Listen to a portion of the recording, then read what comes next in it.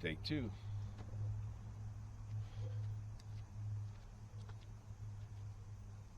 Take three. Hey, what's up? Today I'm going to be working on the rig. Got an ignition coil problem, and while I'm down there I'm also going to change the spark plug as well. This is a 100 series. I took it to an AutoZone place. They had the little meter there, and they put it in there, gave me the printout. Number one cylinder is misfiring, so it could either be the plug or the coil. I'm just going to replace them both. I've been doing a lot of miles lately, so I think that's going to be the best in that situation.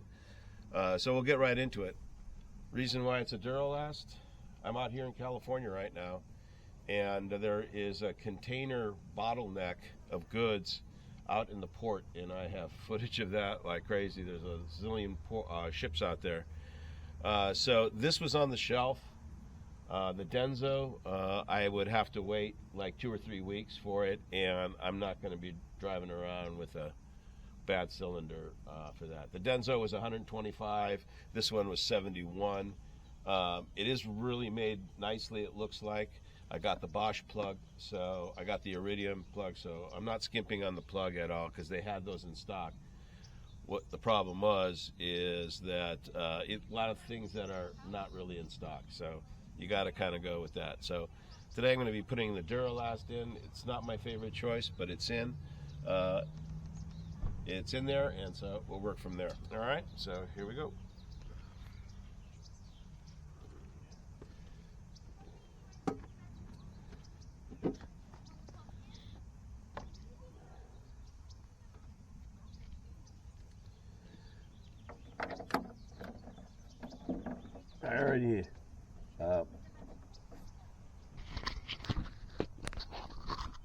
I already loosened the other side, so I didn't have to go back and forth.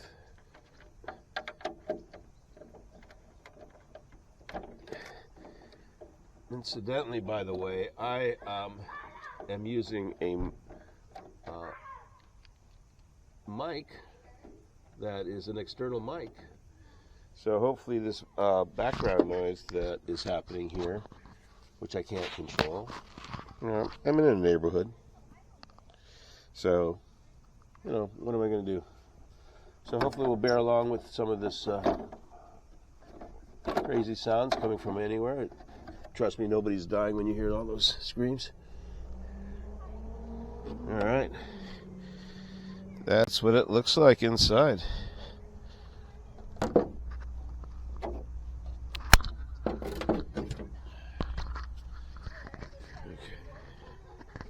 So, yeah, that's what we got inside there.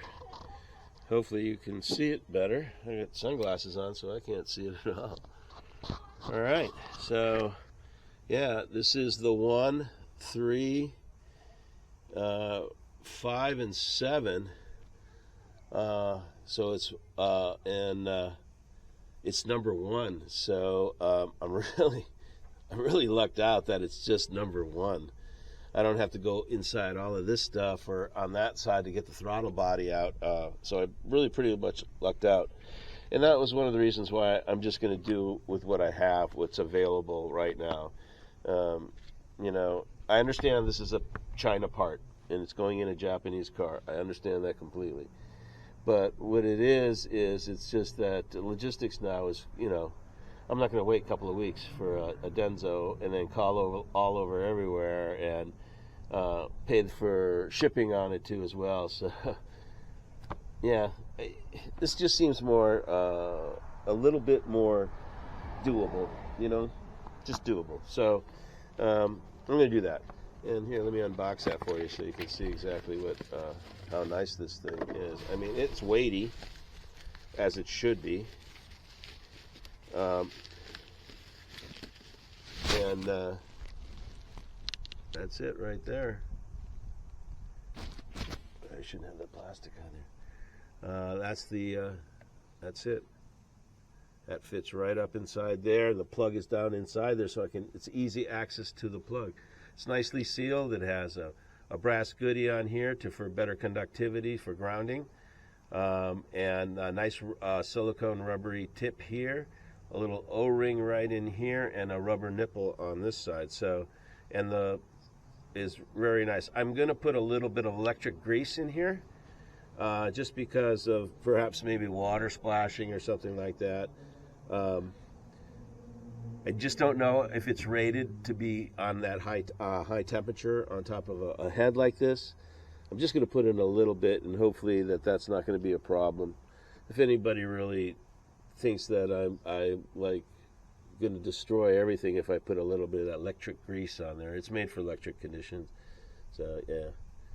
So okay, so this is what I'm going to be doing. So one thing, real deal. I get to look around my rig when I take that cover off and kind of see different things. I see my T's are looking pretty goddamn good. There's no real weeping at all around. Maybe this one has a little bit of weeping. But those are fresh T's.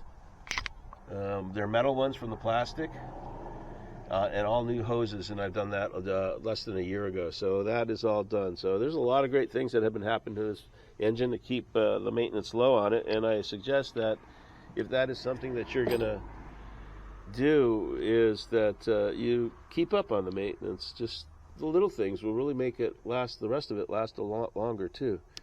And I don't take apart things that I don't needlessly to take apart, just to put in take all this apart just to paint something like that, and then put it back in and hope it all seals again. No, if it's coming out because I have to do something, then I'll give it the real nice paint job and put it all in nice. But I won't make a wrench turn just out of vanity's sake. And look, I see there's a little bit of, I don't know if this is moisture or what, but I am hoping that there is nothing going seriously wrong in that one. I can see that it is got a little bit of moisture in there at the top. Now I gotta figure out on how this goody goes, if it's a push in or a pull out. I think it might be a push in, huh?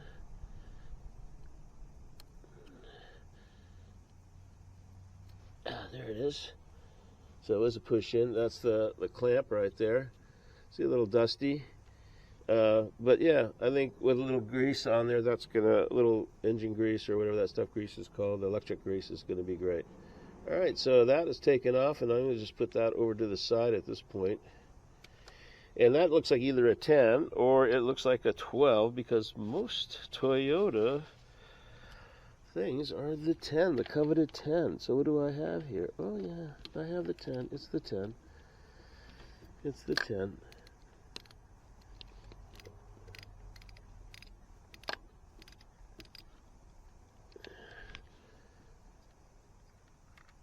Alright, so that's the screw that comes out there. This is the screw that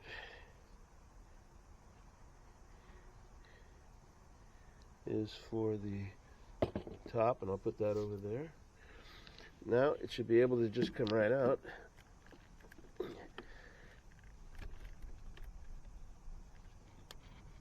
Oh,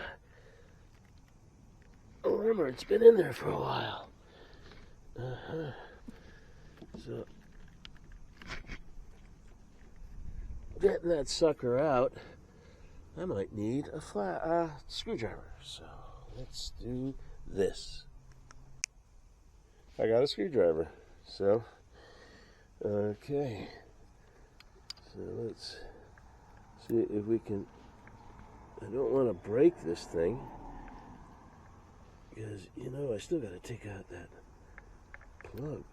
So I'm just kind of whittling it in there a little bit to get some, and I'm pushing on the other side to get some movement. Get some movement here. There's a turning. Okay. I think now I need a pair of pliers. So I got pliers now. Alright. Still kind of wondering.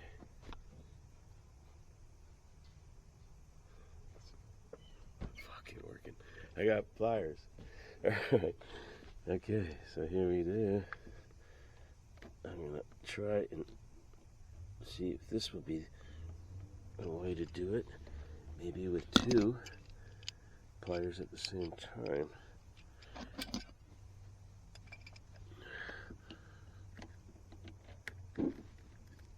Oh, falling off my ladder.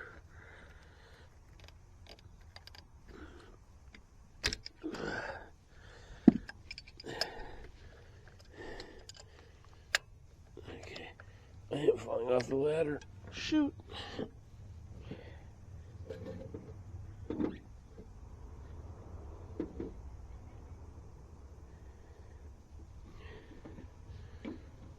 Okay, there we go. Back up on there. I'll back up on the ladder. Let's.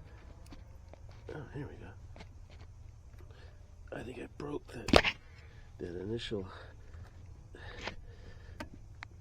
pop on it. But now I broke my watch. You gotta be kidding me. So I broke my watch. Hell's bells, Mildred. Alright, well, I gotta deal with that later on. So, I just broke my watch. Alright, well, broken watch. Anyway, back to this. I was gonna grip this guy, pull it out. Let's see. It does not want to release from its hold for some strange reason. Let me try to pry it up.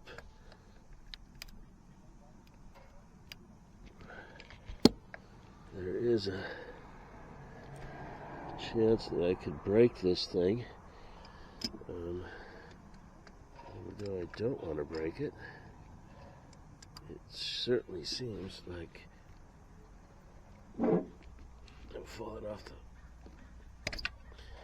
I'm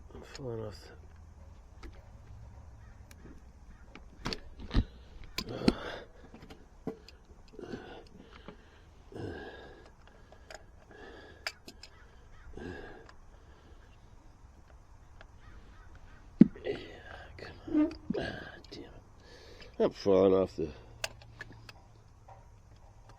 little step stool I'm using, and it's not really. I don't know how. I can't get. It's always something, you know. Really, what is a. It's a pretty easy routine thing. It turns out to be a freaking long time. You know what? I'm going to take off my jacket. No jacket. Very good. Alright. Scratch because of the thing. Alright, so I got to get serious with this and try to figure out how to get this thing up and out. It's just taking, it's moves, but it's not coming up. So I think I have to really kind of play with it. I'm not going to hit it with a bunch of PB blast or anything. Damn this damn shit. Yeah, I'm going to do that and see what we could do. I'm not going to hit it with PB blaster, but I'm going to try to get it out some other way, but let me figure it out.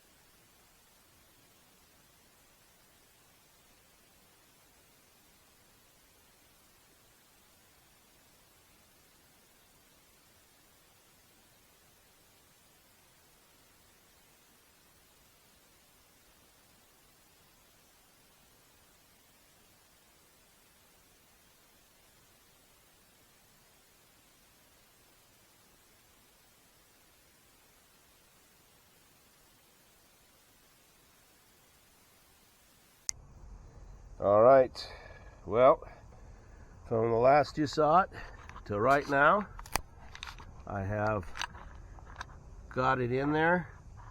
We had taken it out piece by piece,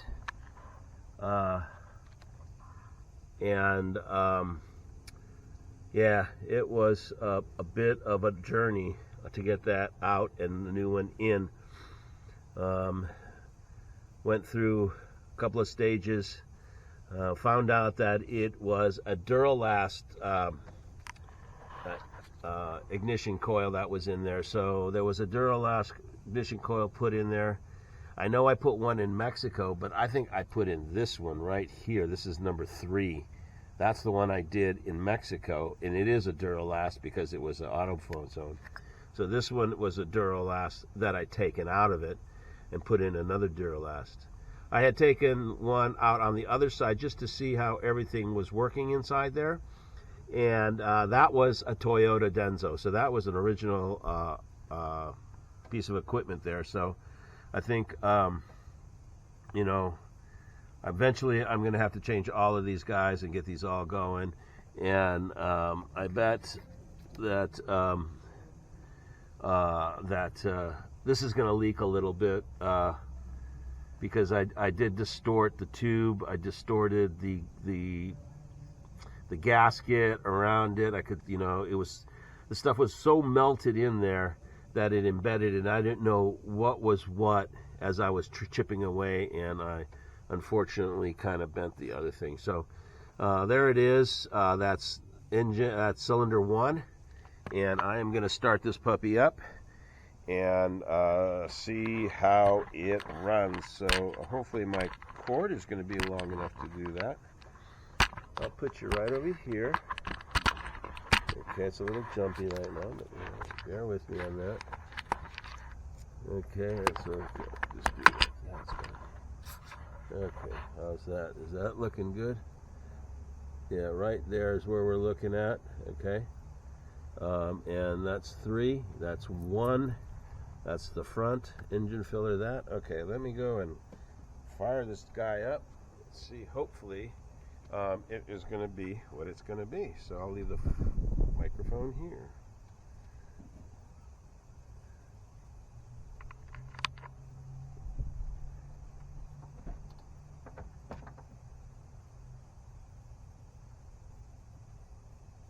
It would help if I had the keys.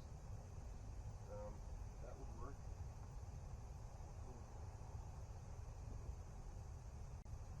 The keys, and then I'm going to start it up right now.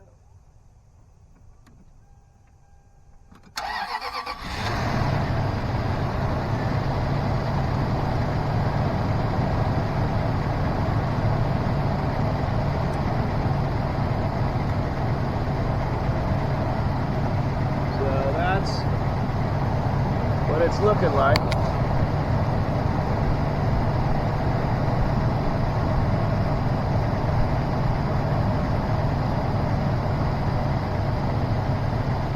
Definitely is running on all cylinders now. It's doing its kick down. A little chilly out here.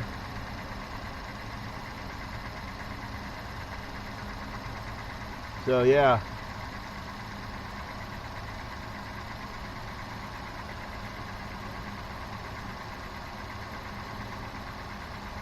Seems like it's running fine. All cylinders are going.